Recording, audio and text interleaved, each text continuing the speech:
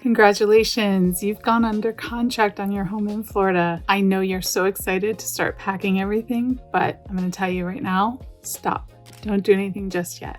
If you have an inspection as part of your contract, be prepared to do that after your inspection period has passed. Allow the buyer the opportunity to do all of their due diligence and ensure that they're moving forward on their purchase. Once you know that they're moving forward, at that time is when you want to go ahead and start scheduling your movers, packing your boxes. You have a more solid contract at that point. You may still have some contingencies, however, such as a financing contingency that could mean the deal doesn't come together at the end, but at least you're through the most critical part, those inspections, before you do any major moving and packing and spending money on scheduling cleaners and movers. You also probably have another contingency, such as a financing contingency in your contract. Part of that is also the appraisal. So you've got a few more hoops to jump through before you're out of the woods, and deals have fallen apart based on financing in the past. So just take your time through this first part of your contract and ensure that your buyers are willing to move forward before you actually start scheduling movers or anything of that nature. So you're under contract on your home in Florida, you've gone through the inspections, the buyer has decided that they're willing to move forward with the purchase, and they're using financing to buy the home. You still are not in the clear yet as the seller. You have a much more solid contract at this point. However, they still have a financing contingency built into that contract, unless they're paying the cash. That financing contingency allows the opportunity for them to get out of the contract if for some reason they cannot get approval with financing. One of the biggest components of that would be the appraisal. So your home needs to appraise out for the contract price. If it doesn't, that's an opportunity for you and the buyer to renegotiate terms, for you to decide you're not going to lower the price to the appraisal price, or for the buyer to decide that they're going to pay the difference. That's part of the negotiations, and we don't know until the appraisal gets done whether or not your home will appraise out for the contract price. So it's really something that you want to make sure you're set up with properly in the beginning, and that you have contingencies for if it does not appraise out.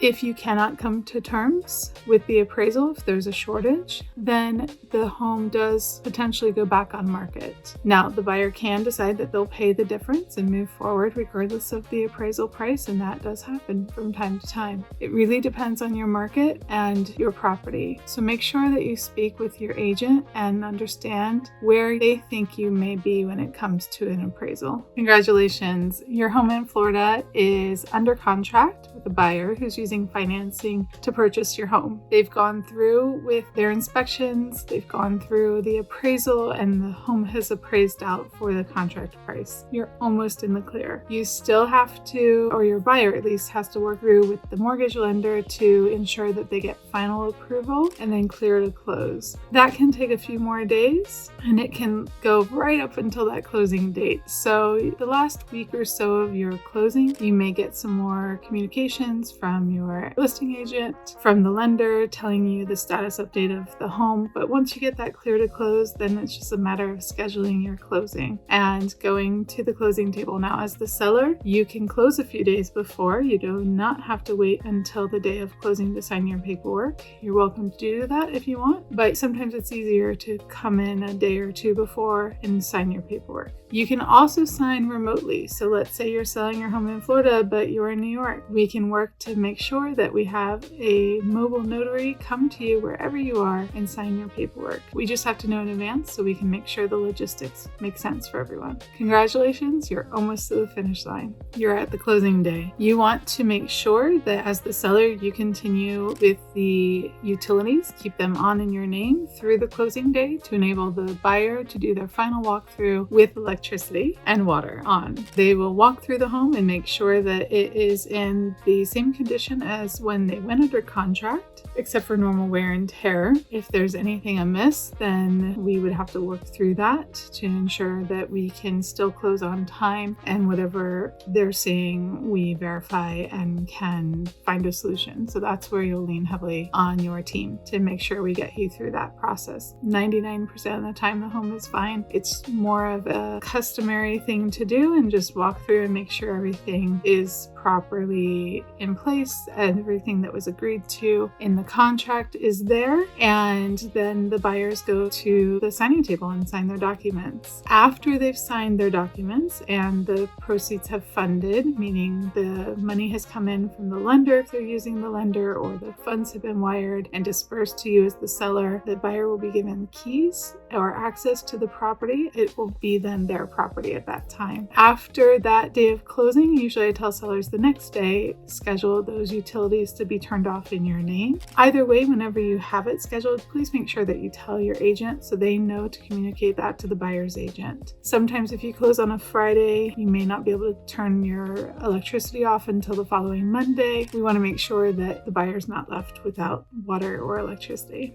Congratulations again. I hope it's been a really great process for you. And if you've had a great experience, if I'm your agent or any other agent, leave us a review. We really do appreciate that. And if you didn't have a great experience, make sure that you communicate that with us so we know how to do better next time.